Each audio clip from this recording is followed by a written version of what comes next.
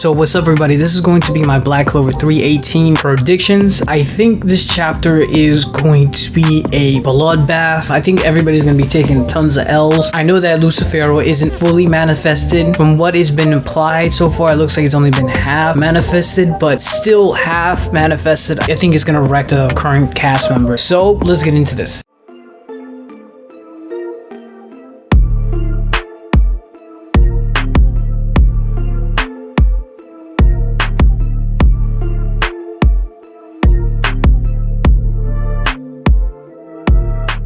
First of all, if you like anime manga reviews, discussion, spoilers, and theories, definitely hit the subscribe button. If you like the video, like, comment. I read the comments. If you want to help the channel out, liking the video and subscribing is highly appreciated. So it's crazy what's going on right now in Black Clover. I'm glad it's happening because the last couple of chapters, I enjoyed the Black Bulls, I enjoyed all of that. But man, like the whole Gundam versus the devil with my perverted mind, it looks kind of sus, I'm not gonna lie. I just couldn't get into it. Like I wasn't really feeling it. I told you guys multiple times I was happy that, you know, we got to see the Black Bulls in action, but I didn't like that it felt like I was reading another manga. So I'm glad that Tabata took this route. I just did not think he was going to take this route because of, I thought Lucifero was going to be like the main antagonist of the whole entire series versus the main antagonist of this arc. So it could be that this arc leads into the next big chunk of Black Clover. We're going to see Black Clover in a post-apocalyptic world. Everything is going to be completely different